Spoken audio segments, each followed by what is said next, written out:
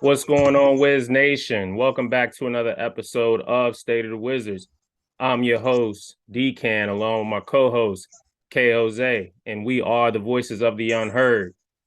K. Jose, what's going on? Ain't nothing much, my dude. Guess I'm gonna do the turbo like everybody else doing, huh?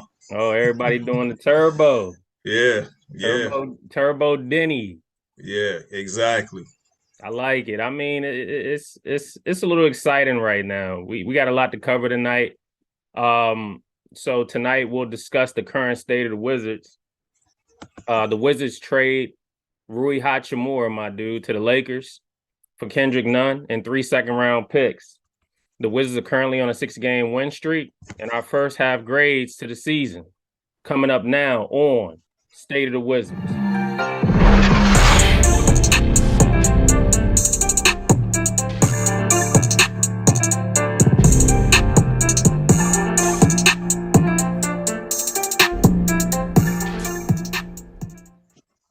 Before we get started, if this is your first time tuning in to the channel, thank you. Please be sure to like, share, and subscribe. Also, now available to you, our brand new State of the Wizards store. Please visit our official site, State of the Wizards, at .myshopify.com. Shop all of your favorite items from personalized hashtag hats, jackets, coffee mugs, and more. Shop State of the Wizards today, where your voice matters every day. Follow me at Wizards Mafia and follow my main man, K Jose, at DC Hoopla on Twitter. Also, please follow us at State of the Wizards on Instagram and State of the Wizards on Twitter. All right, my dude, K Jose, you ready to get started? Well, absolutely. Let's get started, my dude. Let's get started. All right, man. So the Wizards traded Rui Hachimura to the Lakers, my dude, for Kendrick Nunn and 3 second-round draft picks. How shocked or disappointed were you to find out the move? I was more disappointed. Wasn't shocked, but more disappointed. Disappointed because it was a rush move for one. Mm-hmm. You get Kendrick Nunn, who's bounced around the league a little bit. He's been playing.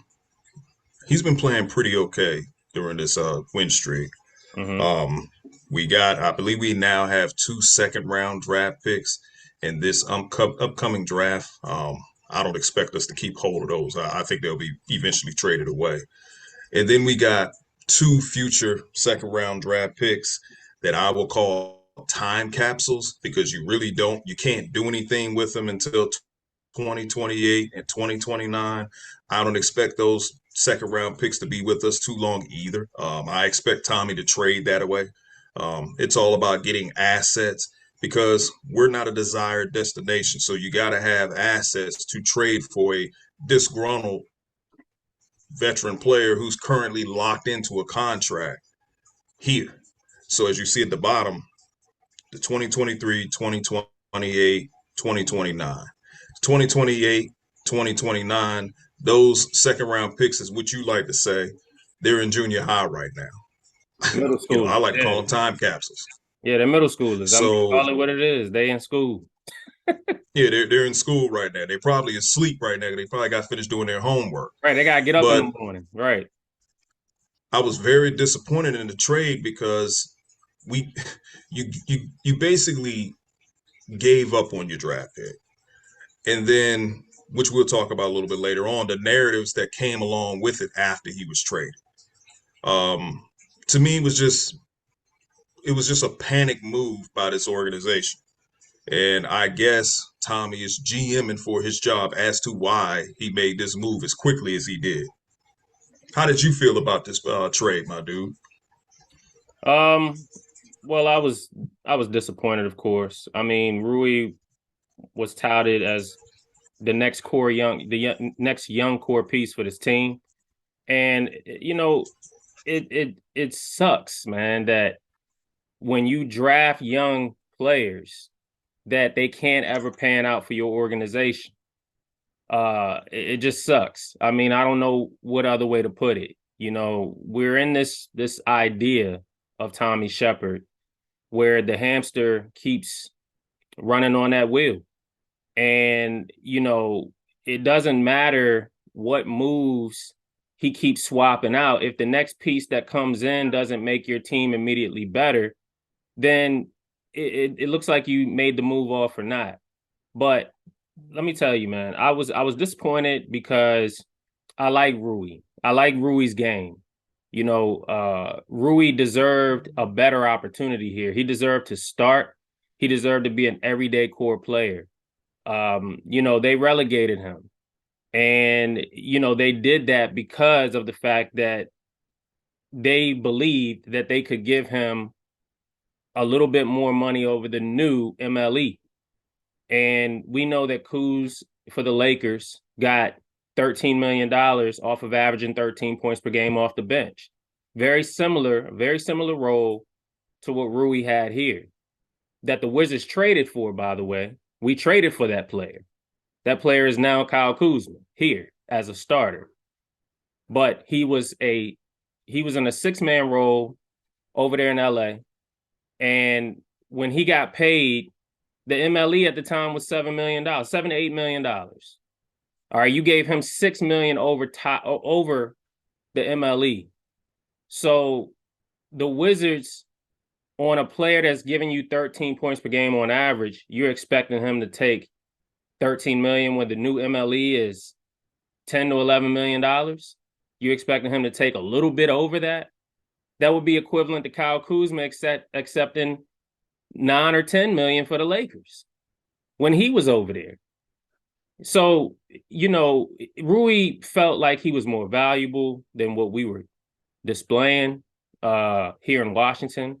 In my opinion, he was. He still is. The Lakers obviously saw that. And with the Lakers traded away on Kyle Kuzma, they got back with Rui Hachimura. And now they've implemented him in the starter role. He's playing right now. And I think he has, 17 points on like 7 for 9 shooting. He started tonight, and he's balling. And it just goes to show you, there's a good possibility that this could expose the Wizards in a long-term effect. Right now, we're winning. So the trade looks good. We're 4-0, I believe, since we've traded him away. So Kendrick Nunn's been playing okay. He's been playing pretty decent. So it doesn't look like a bad fall off right now. He's basically just giving you what Rui was giving you on the production. But anyway, I can go on and on. Let's read this article by Chase Hughes, my dude. When the news broke Monday, and I believe this was on the 23rd? Yeah, 23rd. They said Rui Hachimura was excused from Monday's Wizards practice for personal reasons. Now we know why. The 9th overall pick was traded to the Lakers in exchange for Kendrick Nunn. When the news broke, it ended a 4-year tenure with Rui in Washington. The Wizards drafted out of Gonzaga. What we got back in return was the second round picks, 2023, 2028, 2029, along with Kendrick Nunn. That pick in 2028 is via Chicago. And the other pick is from the Lakers. It says that Hachimura was a key bench player for the Wizards in 30 games. He averaged, 13 and 4 on 48% shooting, 33% from three. And then Kendrick Nunn comes to Washington and played 39 games, and he averaged under those numbers. And then it says here at the end, Hachimura was a first-round pick made after the Wizards restructured their front office to promote Tommy as a GM. Rui will now reunite in LA with former players Russ, Thomas Bryant, and Troy Brown Jr. The trade deadline is still weeks away. Hachimura leaves a rotation already down one front court player. That could open the door for Anthony Gill to play more as backup. Denny Avdia, who we've now learned from Tommy Shepard that they stated that Rui was moved because it was to open an opportunity, open the door for Denny to get more playing time. What's your take on that? Bullshit. That's my take on it. But if you remember on one of the previous episodes of State of the Wizards, I said it was going to probably come down to Rui and Denny. I just didn't go into detail of why. But Denny could have been productive even with Rui here, so that had nothing to do with it. What it really had to do with the fact of is that it came down to who the Wizards organization valued more when it come to paying someone, and Yeah. that was between Kuzma and Rui.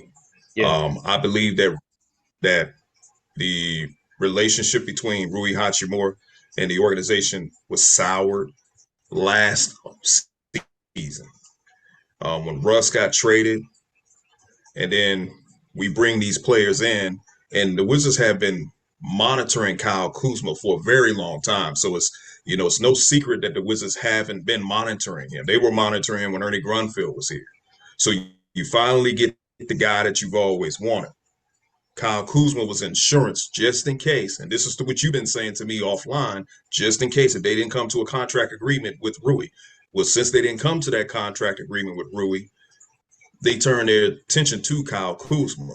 Mm-hmm. But Kyle Kuzma didn't have this breakout season until this year.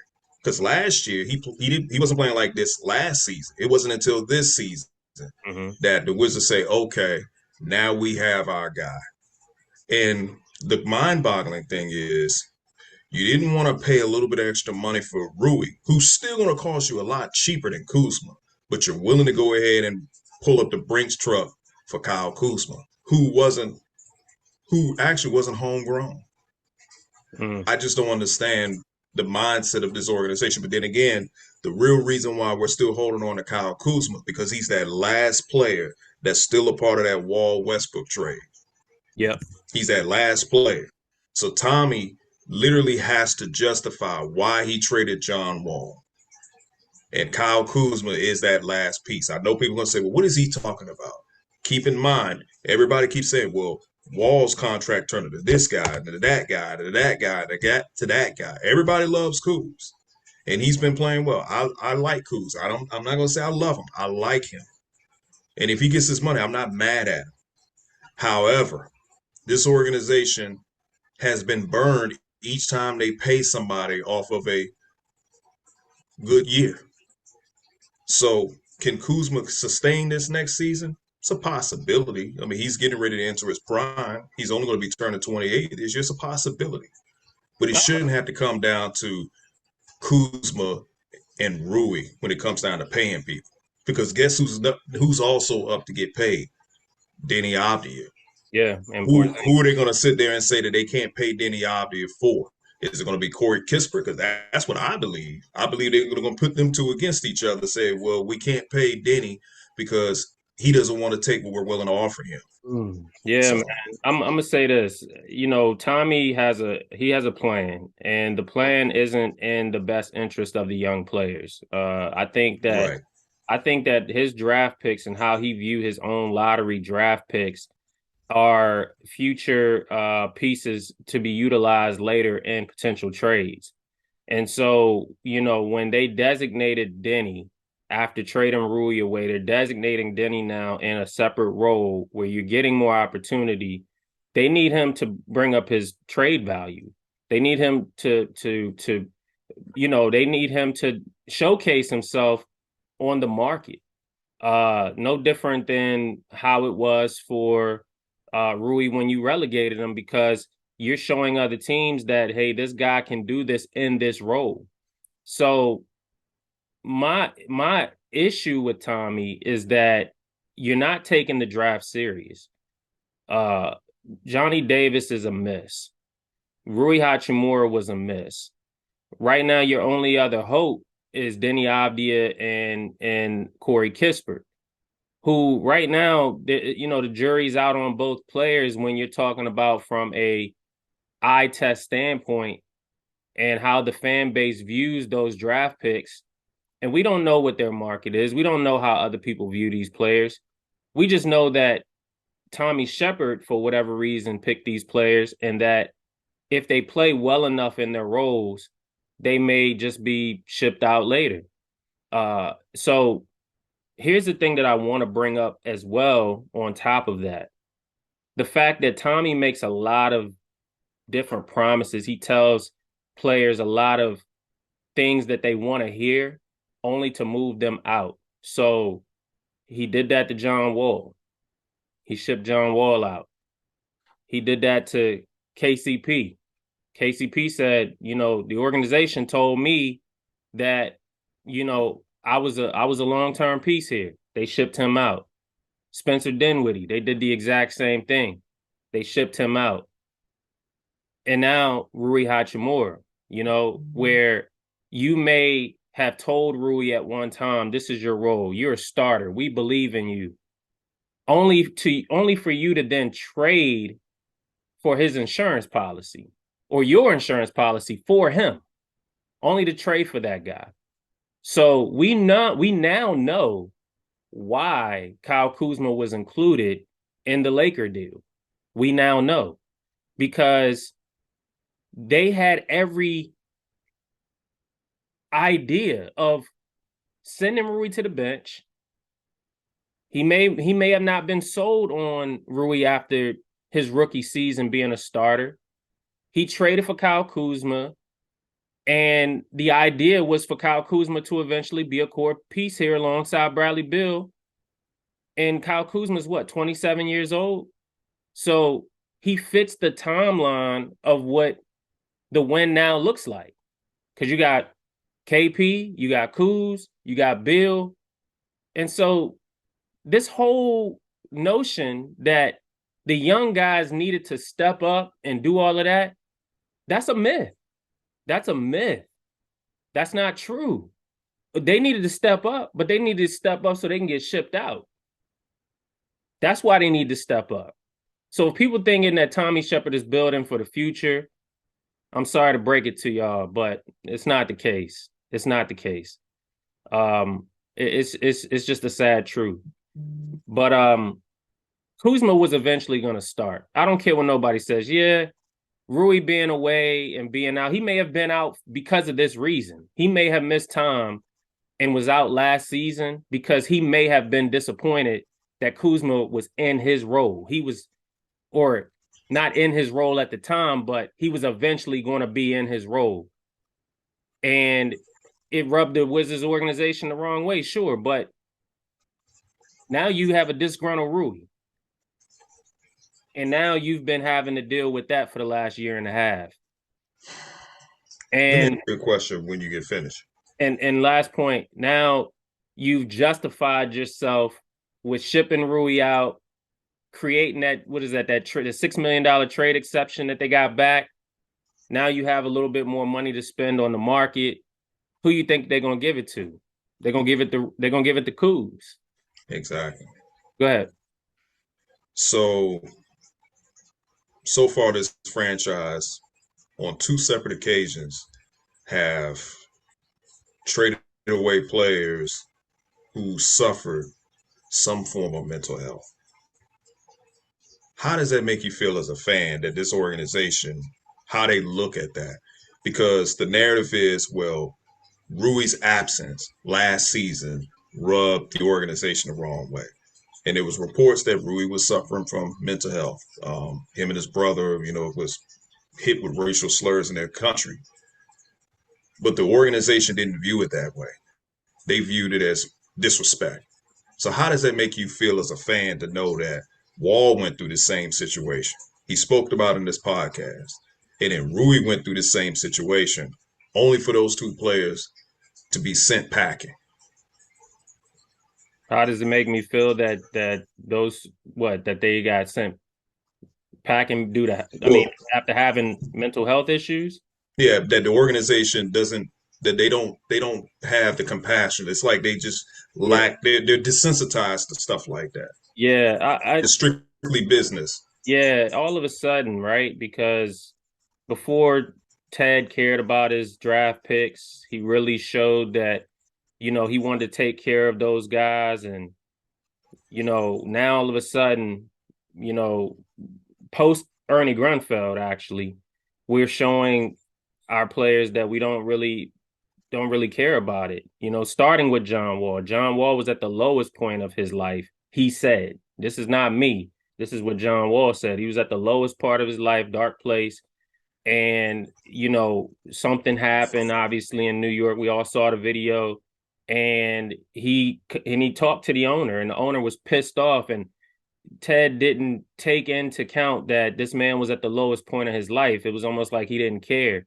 Uh, John told everybody that, he was contemplating suicide, and John also told everybody, I didn't kill nobody. When, I messed up. He told the owner, you messed up too, who knows what he meant by that. But, to me, it starts there, and then you got the Russ situation, right? So you trade John away for Russ, and then Russ leaves you.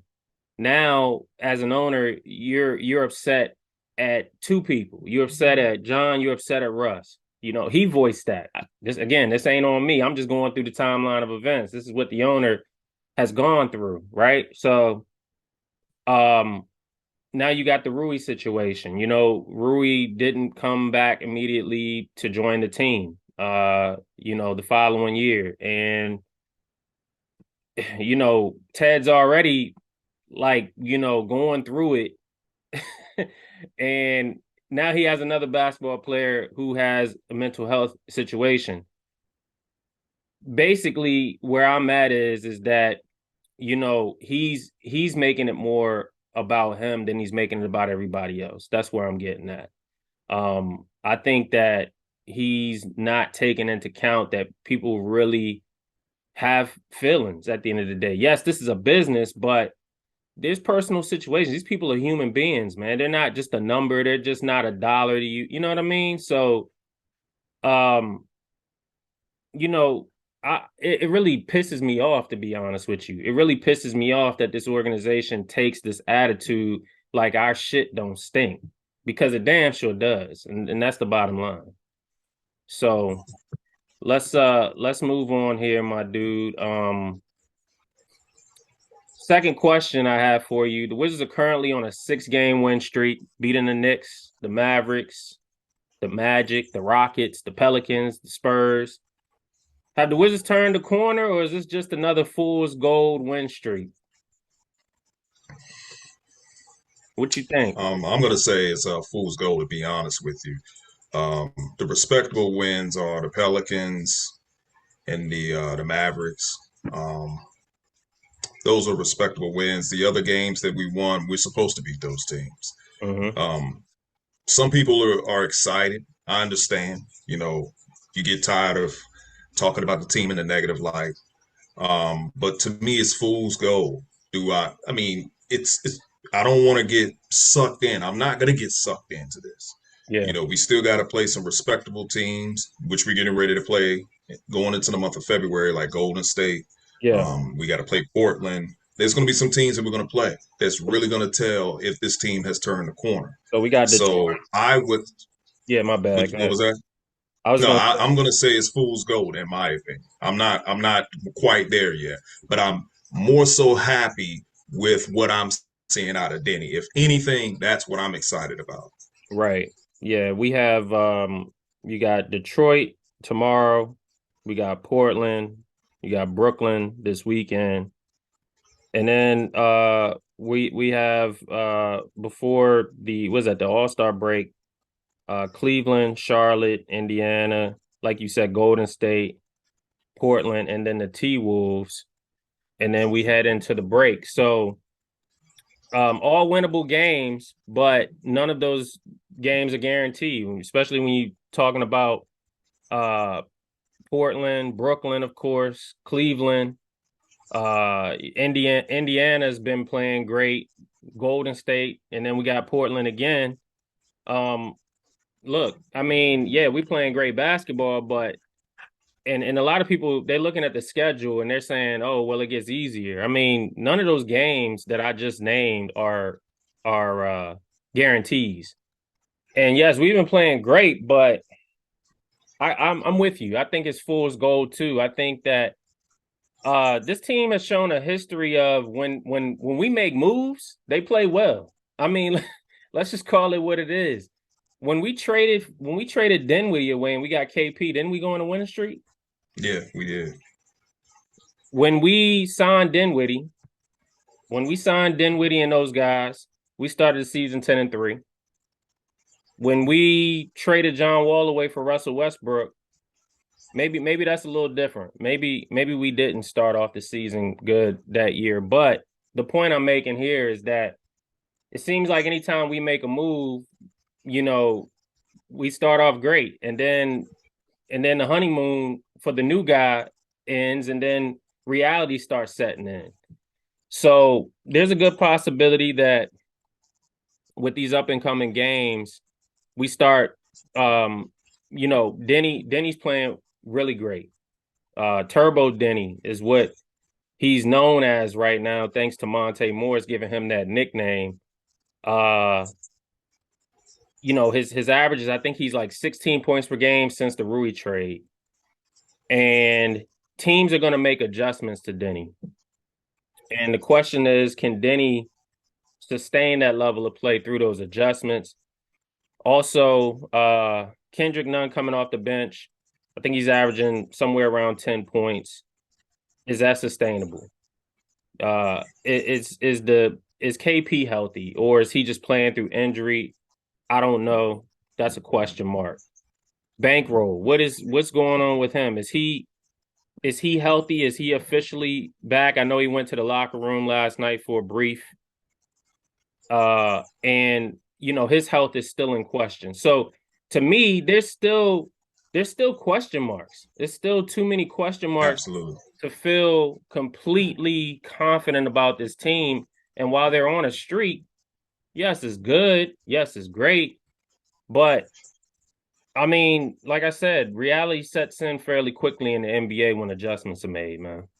Absolutely. And then plus to the trade deadline is next week. There are going to be teams that we're going to be battling with in the play-in that's going to make a move. The Pacers may make a move. I mean, the Knicks may make a move. So you just never know what's going to happen. But now we're getting ready to go into February, and you go into March, and you go into April, these games become meaningful.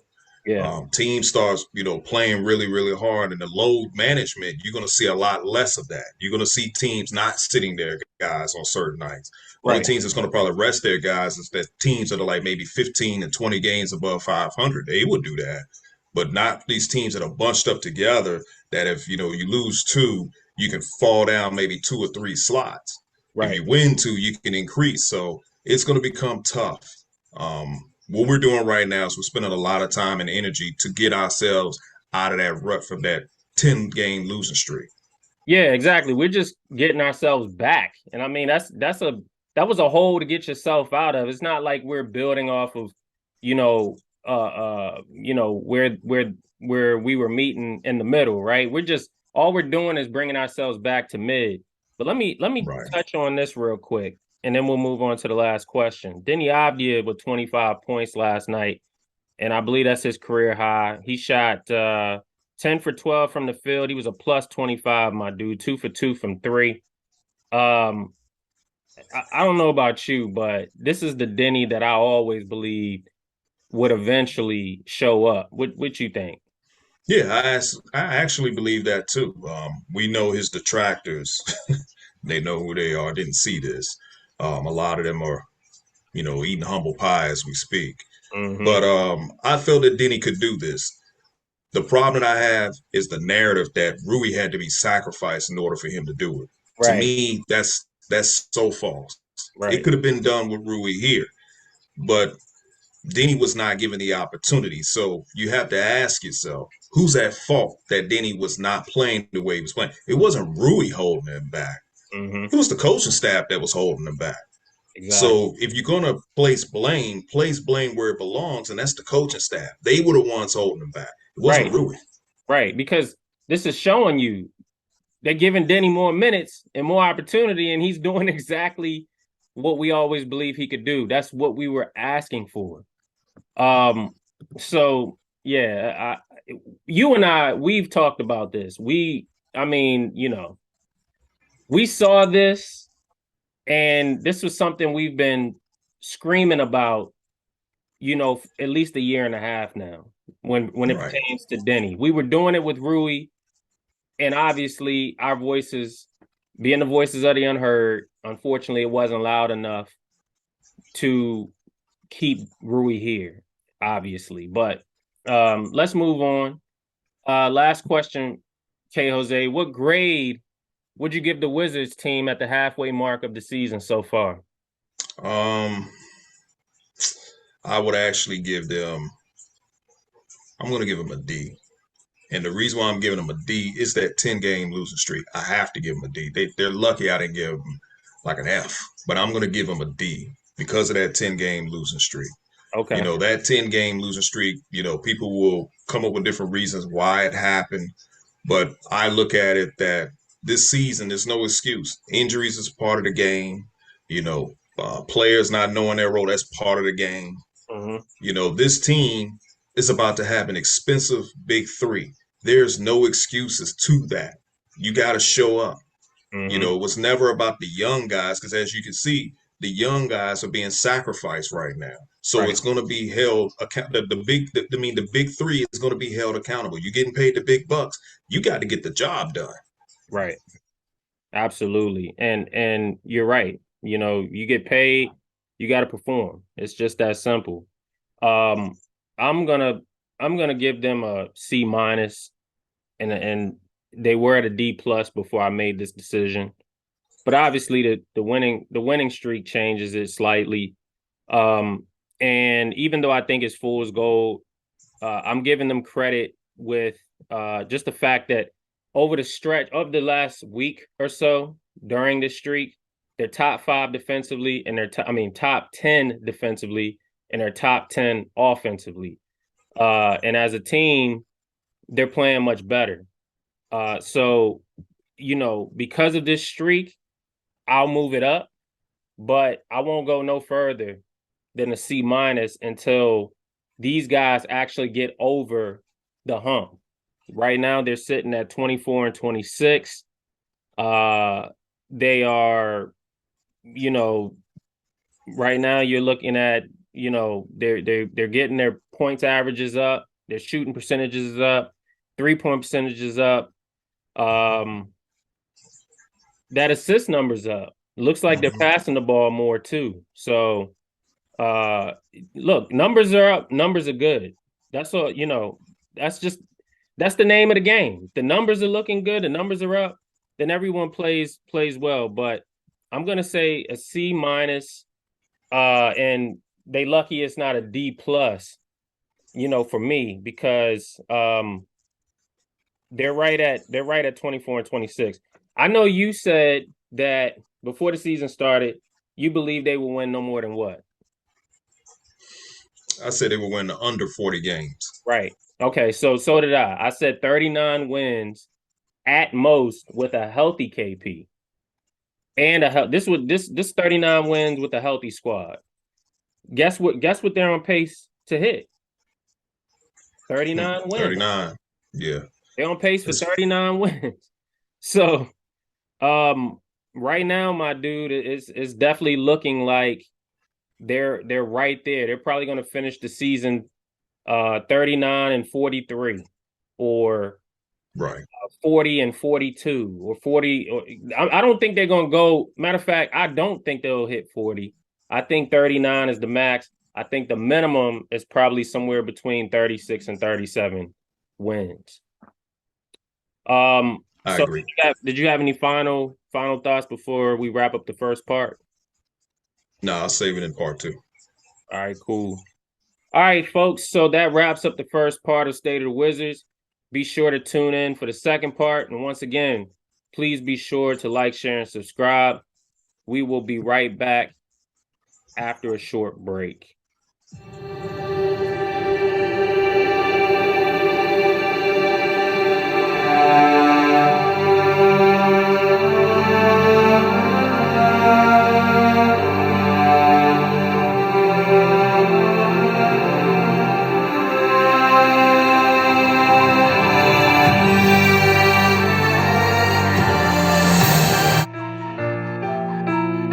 You're just an illusion.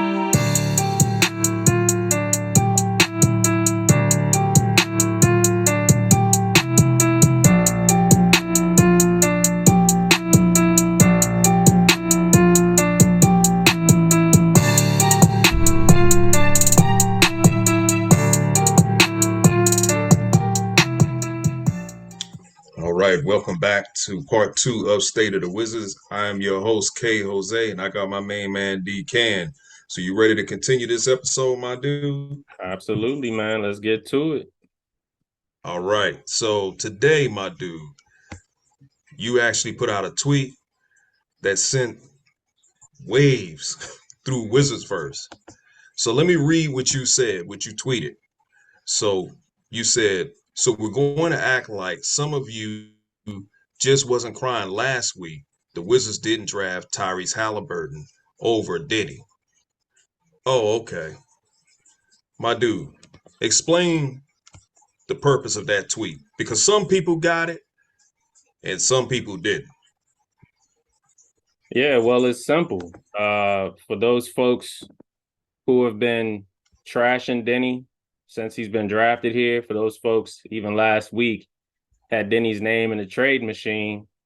Now all of a sudden, Denny's putting up numbers and he's performing. Now you on the wagon. So I pointed that out. I put that out there because I wanted it to be clear that if that's the energy that you're on, then you keep that same energy. You know, we all saw this. We never said we wanted to trade Denny away. We never included Denny's name in the trade machine at all. This wasn't anything that, we did not see coming. We saw this coming with more opportunity. We said the same for Rui too.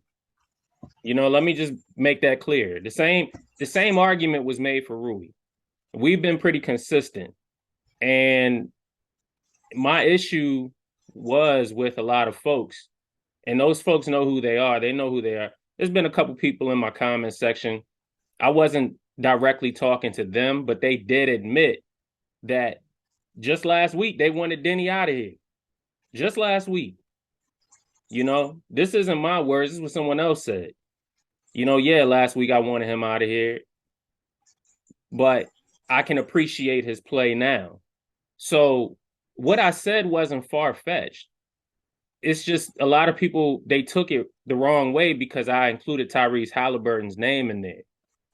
That's why people took it the wrong way. But I wasn't saying it to compare players. I wasn't saying it to compare Denny and Halliburton. Clearly, Tyrese Halliburton is head and shoulders above a lot of rookies in his own class.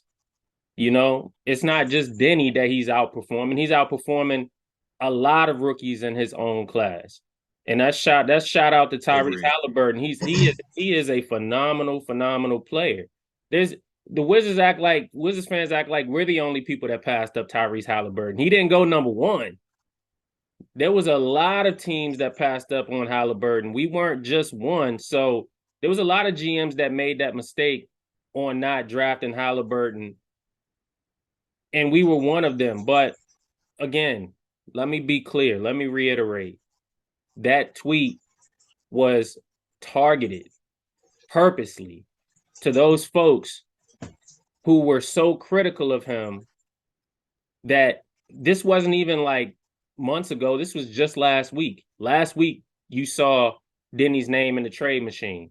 Now that he's balling and he's playing well and he's getting more opportunity, now it's, Turbo, everybody doing it now. Everybody wanted Turbo. Right. Exactly. But just last week, you had people that was ready to drive them to the airport. That's what I'm saying. In their turbo vehicles. That's what I'm saying. Y'all was let's get them out of here. Someone said that they was willing to pack the bags for the kids themselves to get them out of here, right? So yeah, it's unfortunate, man, that these young guys, they have to constantly put up with this Wizards fan base madness. You know what I mean?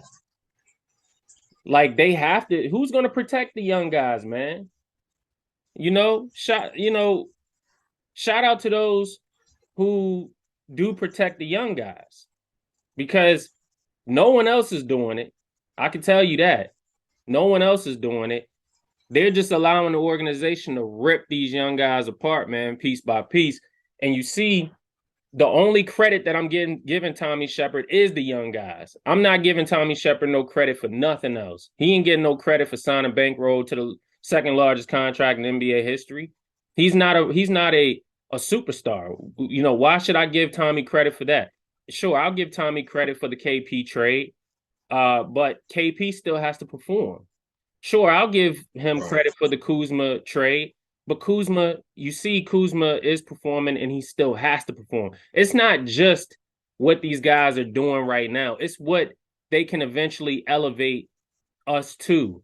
And if they continue to do that, then that's when Tommy will get his flowers for those moves. But right now, like I said in the first part, these young guys that he drafted, he's failing them.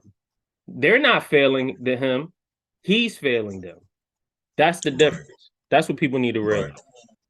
I agree. Like I said, I understood exactly what your tweet meant, but there were people who saw Tyrese Halliburton's name and they said, you know what, let me respond to this because this guy, he's talking crazy. And there's an old saying, you know, for those who probably was triggered by it, if it doesn't apply, let it fly. Right. That's Right. pretty much how it is. There was a lot of people that it didn't apply, but they didn't let it fly. They decided to respond. I've noticed, you know, and I know you noticed this, you know, Wizards Twitter, some people feel like, okay, well, I need to speak on the behalf of this particular person because I like that person and they're being attacked. I see a lot of that on there too. Let that person defend themselves. You Mm-hmm. know, it wasn't if it doesn't apply, let it fly. You know, Mm-hmm. if it's let that person defend themselves. Right. So let me ask you this question, man, but we're gonna move on. Denny Opta has been playing well. Okay. Yeah. Turbo Denny. Where there, you know, somebody called him Secretary of Defense early. His stock is he still a Wizard after deadline next week? Because the way he's playing right now, and we know we just talked about it. There's still fans out there that's willing to start their vehicles up and drive him to the airport. They like what he's doing, but we know they don't love him. Do you believe that he will be a Wizard after the deadline? I do believe he'll be a Wizard after the deadline. And the reason why I say that is because I think that the he's in the best interest of the owner. I think he's in the best interest of the owner. I think that Why do you think he's in the best interest of the owner? well, Ted really loves Denny, I think. And we know the relationship. We know the background. I think that Ted has a investment in Denny. We know that, you know, they planted flags in international markets for a reason. We thought that the Japan market was probably more valuable than the Israel market. But as far as we know, it could be the opposite. It could be the other way around. Maybe Ted, maybe there's something that Ted knows that we don't know when it comes down to that. But I do think that there's a true investment in Denny, you know, by Ted Leonsis. And I think that it spreads beyond the basketball court.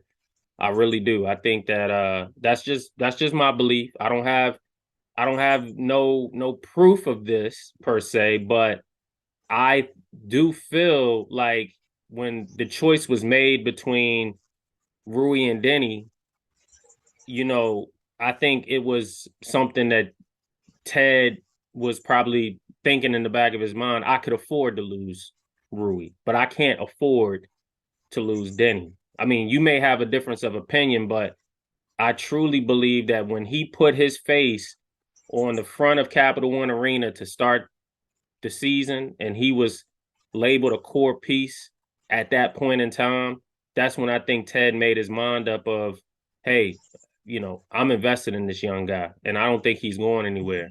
And I Right. think and I think he's a bargain. And I think, you know, unlike Rui, who was going to command a lot more in the market, I don't think Denny will. Okay. I agree with that. And when you said about him being a core piece, it's just reminiscent of what Wall said that um, when he heard his names mentioned in trade rumors and how the organization would dispel the trade rumors when it came down to bankroll, but he didn't see them do that when it came down to him. It's very similar when it came down to Rui. The organization didn't really dispel rumors when it came down to Rui. It was always Rui's name being mentioned. It was mentioned last season, and it was mentioned this season. Mm-hmm. I remember you said you wasn't going to believe it until it happens. I was thinking like, okay, where there's smoke, there's fire. They must be really trying to move him, and eventually he got moved, of course, and the rest is history. Now, I do agree that Denny is going to cost a lot less. I don't know what his market will. His market probably will be the mid-level exemption. Maybe that's probably what the organization decided to move Rui because they say, okay, well, if you won't take the mid-level exemption, we know that Denny would take it. That's a So, great point, man. That's a great point. so somebody's going to take that mid-level exemption, and it's going to be Denny. But the question that I have is, if he's going to be considered a core piece, is the organization going to continue to make him be a core piece, or are they going to renege on their promises? They already did it with Rui. Who's to say that they won't do it with Denny? Denny's camp already mentioned it 2 seasons ago that Rui and Denny were supposed to have been cornerstone pieces, and they wasn't. Mm-hmm.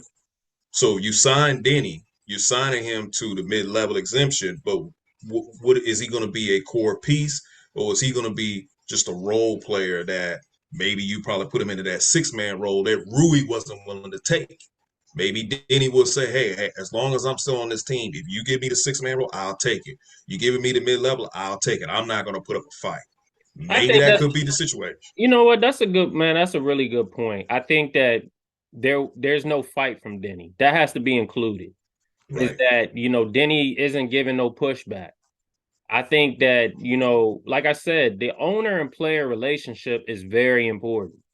Uh, Right. you know, you can kind of see it in Denny a little bit. I mean, he's not naive, but I think he's very grateful of just playing basketball, man. Like he really enjoys the game. I don't really see a lot of the business aspect getting in the way of him, so to speak. Rui, when he left here, man, he was in the skies. He was floating on cloud nine elsewhere. You know what I mean? And it may have been a distraction outside of what was going on here. And I could clearly see, Rui's camp being a lot more of a pushback to Ted than say Denny's camp, where Denny's camp is probably just more of a accepting than just being able to show their muscle. So yeah, that's a great point, man. I definitely didn't think about that, but Denny may be a player who accepts the MLE versus someone who says, no, I'm not going to accept the MLE. And let me just give a little bit of context of why I felt that, we feel that Rui didn't want to accept the MLE. First of all, when Rui was drafted, it was a big deal in Japan. The Wizards created a Wizards Twitter account in Japanese. Rui had crazy endorsements in Japan. Rui had Japanese interpreters all in the United States. Had When a the media Japanese shows Twitter account. exactly when the media comes around, they're there to see Rui Hachimura. It was said that Rui had so much attention that even the franchise player didn't even have that kind of attention. So I think that you had a situation, and I didn't really want to make this about Rui, but I have to just get this out here. You had a situation where you had two sides that was talking business. Mm-hmm. The Wizards wanted to talk business, but so did Rui's camp wanted to talk business. And the thing was, they were butting heads when it came down to handling business. Now, Rui's camp knew, okay, well, we're giving you guys the benefit of the doubt. We're willing to deal with some of this, but at the same time, if you're going to pay our client, you're not going to just give him scraps. You're going to give him more than that because this guy is a phenom in Japan. You may not think he is here, but he's a phenom. So Yeah. now he's out there in LA. And, the Lakers are going to treat him the way he should have been treated here. It's Here, a right, bigger market, a right, much bigger market. right. Denny doesn't have that. Denny didn't have the endorsements, at least not to my knowledge, that Rui had. Yeah, Denny didn't have the coverage, at least not to my knowledge, that Rui has. right. So, yes, I truly believe that Denny is more of a hit, go along, get along type of player, whereas Rui is like, well, wait a minute, I'm the shit in Japan, Mm-hmm. and you guys are treating me like shit here. Mm-hmm. Mm-hmm. So why should I settle for what you offering me? Whereas Denny is Yeah, like, I just want to play basketball. yeah, So and, that's and why I believe it. you know what else is proof of that? He started tonight for the Lakers, and you can tell he's just enjoying being on the Lakers. He fits right into what they're trying to do. Like that market and that team with LeBron James would probably discourage anybody else. Right. But Rui is like, give it to me. I want the starter role. I want to finish games. I want to be in a big market. You know, give me what what I feel I'm valued at. And guess what? He went out there tonight and he put up numbers. Like he definitely is doing his job. He's not getting there and he's not looking timid. He's not looking discouraged or anything like that. He's fitting in to probably where he's always felt like he's felt comfortable the most, just having the bright lights. It's somebody who's not shying away from the bright lights. Right. And it's crazy that I'm even saying this because we have a rookie right now who's absolutely scared of the bright lights. It's like you get rid of one guy within his rookie deal who's not afraid of the bright lights at all. And you're protecting a guy who's in his current rookie deal who is absolutely afraid to death of the bright lights. Please tell me that this organization doesn't think ass backwards, my dude. They do, man. I mean, the Johnny Davis pick it still boggles my mind, man. You had plenty of talent that was there at number 10. And I can't believe that we picked him because he knew how to draw up a play. I just can't believe it. But again, Wizards Twitter, they pretty much run the organization because there were people who were advocating for Johnny Davis before he was even picked. He got that dog in him. You just said he's afraid of the bright lights, man. Even with the lights dim, him playing down in the Capital City Go-Go, he's running from that because he can't see it. Lights, He's period. literally running from that, bro. I mean, he's literally running from the dim lights playing for the Capital City Go-Go. And they dim in there too. They ain't bright in MSE, man. Bro, where's the dog at? I don't see it, bro. I just don't see it. I mean, what dog is anybody? It ain't a pit bull. It ain't no Rottweiler. It's a Chihuahua. All bark, no bite. He should be, you know what? He should have replaced that damn Chihuahua in them Taco Bell commercials. Taco Bell.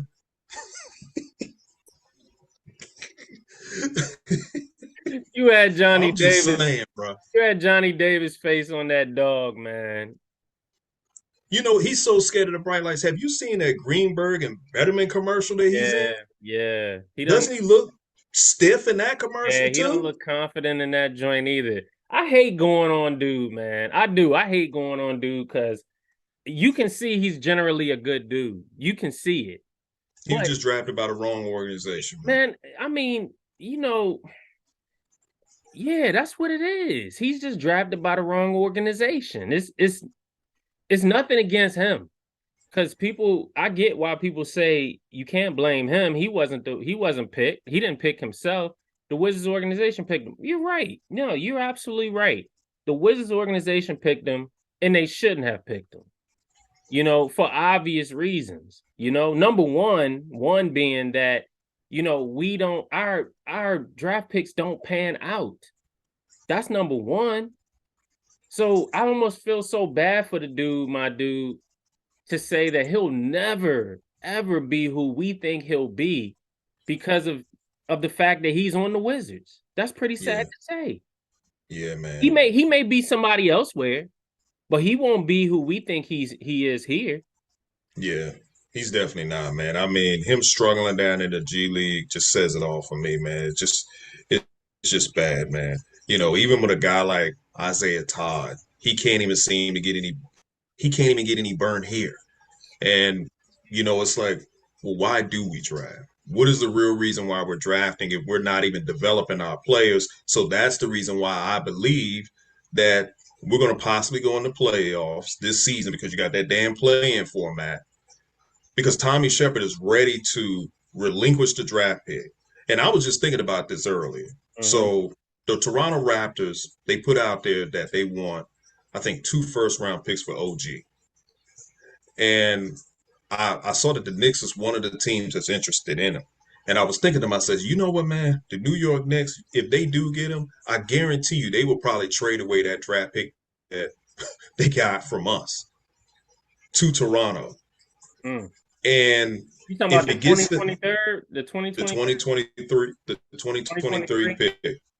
So we make the playoffs, we automatically surrender that pick. It will be in Toronto Raptors hands. If I'm just this is just a hypothetical.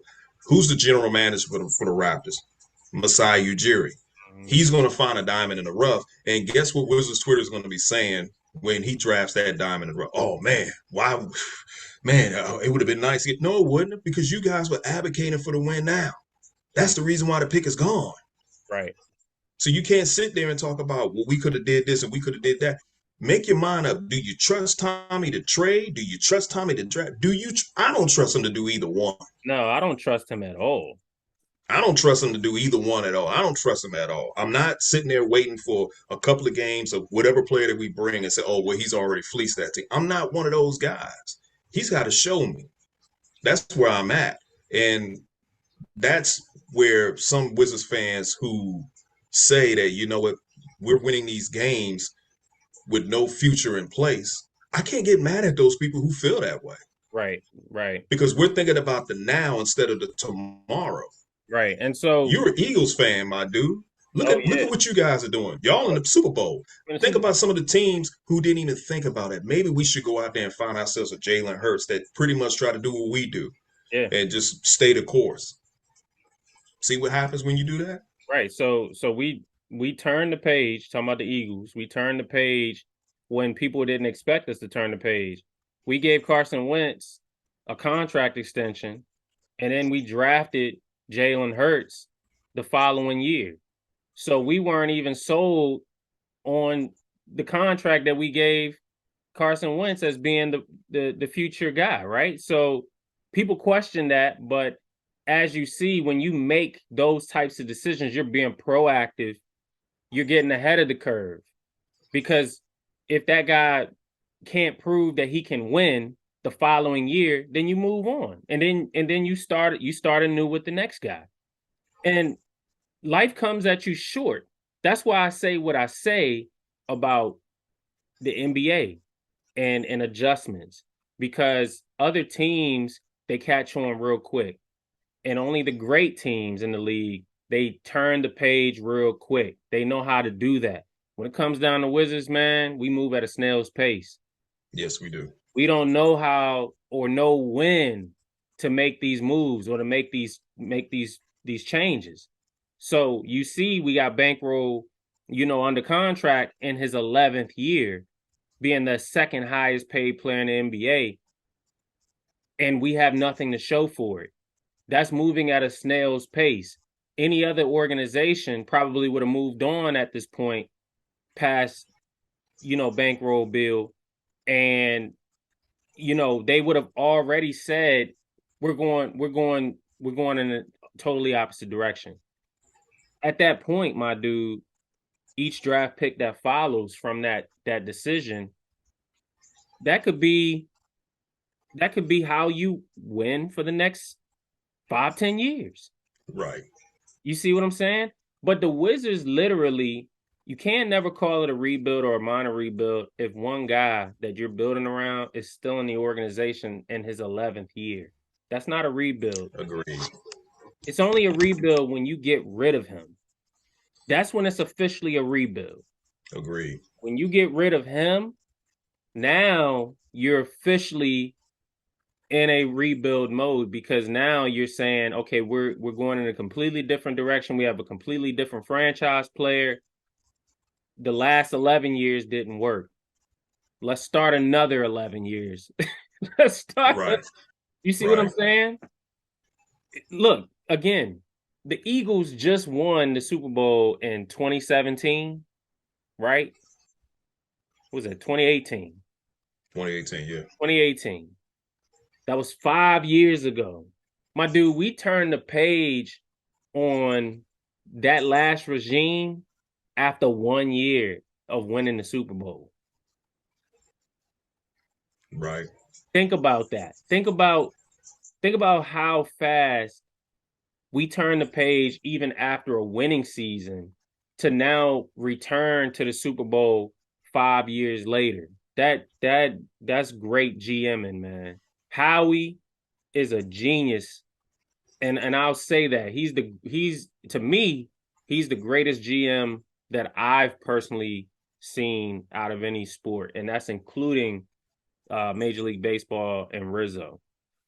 Agreed. I mean, you can even look at the Kansas City Chiefs. I believe they did the same thing a few years back when they decided to go with Patrick Mahomes, and a lot of people was kind of questioning it. And It look at them. They were because you know questioning what, it, but look what happened. Alex. And think about it. Even with them moving Tyreek Hill, which people was like, uh-oh, I don't know about that one. They're right back into the Super Bowl. Even with them moving their best wide receiver, the great teams figure out a way to get to the big dance. So when they drafted Mahomes, Alex Smith was having his best year. Exactly. So they were like, so people was like, "What are you doing? Alex Smith is at the top of his game right now. Why would you draft Patrick Mahomes?"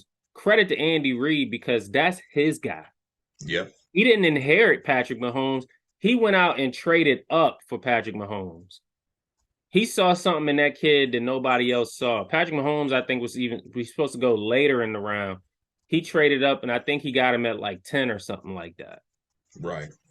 So, I mean, shout out to Andy Reid, former Eagle, of course. Even he's done wonders over there in Kansas City, and I'm really happy for him. I can't wait to see him in Super Bowl. But to go back to your point, that's what great franchises do. That's what great franchises do, man. You know what? Let me bring this up. Ovechkin is on the verge of breaking Wayne Gretzky's all-time goal scored record, right? I think he's like 60 or 70 goals. And he can do it in the next year and a half. I personally believe that that's where Ted's mind is right now. It's on Ovi breaking that record, man. Everything else is a distraction. Outside of that, I believe, because you got ESPN, they running the great eight or the greatness. You saw the preview to that. And right now, Ovi's at the tail end of his career. He's in the twilight of his career, and he's on the verge of doing something spectacular. Like, they never believed that Kareem's scoring record would get broken. LeBron is on the verge of breaking that. Ovi is on the verge of breaking an all-time record that people thought would never get broken. My belief is that's where Ted's true attention is right now. And I think that everything that the Wizards is going through and everything we got going on our side, that's being held up right now. That's what I think. I think, and maybe I'm just being a little, but Ovechkin, there's a gift and a curse here. Ted Leonsis is an NHL owner first. Yeah. He's not a basketball owner. We're an adopted child to Ted Leonsis. We're not his baby. We're adopted.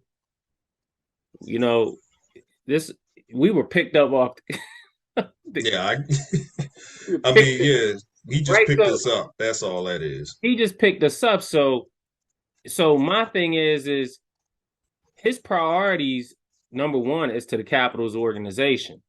And everything that is going on over there, you know, it's like a different world.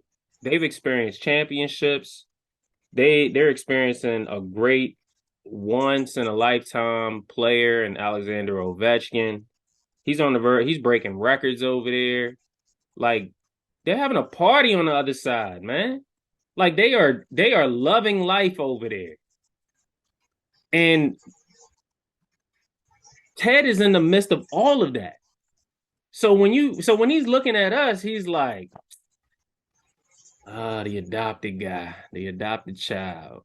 Yeah, yeah, you're right. That's why he's not at the games. That's what I'm saying.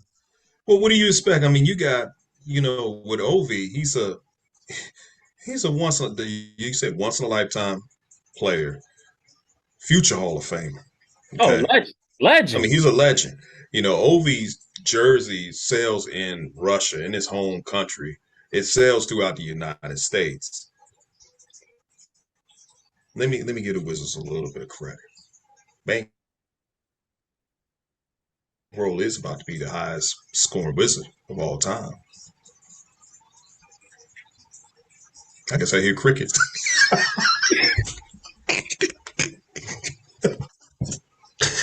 I mean, he's not a goat. Might be a sheep. Can we give him that at least? I mean, he's getting paid 251. He's the highest paid Wizard ever. That got to count for something, right? I mean, Yeah, thorn in my ass. pretty much. Pretty much. I mean, again, I get it. Even with the Mystics, I mean, the Mystics was able to. They was in the sweepstakes for Breanna Stewart. They're not in that anymore. But even when you talk about the Mystics, you got Elena Delle Donne, GOAT, WNBA, household name, won a championship. We turn the bankroll. What is he giving us? Heartache and pain, frustration. Uh, if you got high blood pressure, you're getting that. That's what he's giving us. So you're absolutely right. Ted was a Capitals owner first. He's been an owner of the Capitals since 1998. He's been a minority owner of the Wizards from 1998 to 2010. People like to sit there and act like Ted Leonsis just came on the scene with the Wizards in 2010. No, he's been around For a long time. since 1998 for a Right. long time. Just like people say, well, Tommy just came on the scene in 2000. No, Tommy's been around since 2003. Mm-hmm. But Ted is focused on the Capitals, period. That's where his focus is because his favorite toy is over there. Now, his favorite toy plays for the Washington Wizards, but, that guy is not doing what Ovi is doing. Yeah, but He'll never do what Ovi is doing. right, that's what I'm saying. I mean, he's looking at Ovi and he sees the clear difference between star power, and he's seeing it on he all right, he sees it on the checkbook, but he's seeing it on the actual statements.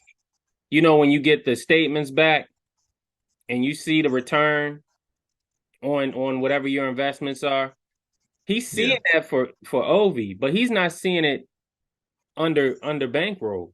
And that's why signing him to 251 confused me, because I'm like, if you're last in the league in attendance, how do you justify giving him that much money? Where's your return? You're not getting it at the box office. You're not getting it at the turnstiles. How are you even recouping what you think that this guy's worth? And to me, there's no real rhyme or reason why he should be. The only thing that I can think of in my mind is the only real reason why he is because he's connecting Bankroll Bill to Alexander Ovechkin. Matter of fact, didn't he make a statement like that? Didn't he say that he had a relationship with Ovi the same way that he has a relationship with Bill? So it literally he's grouping these guys together, and by default, Bankroll gets the he gets the treatment that Ovi gets.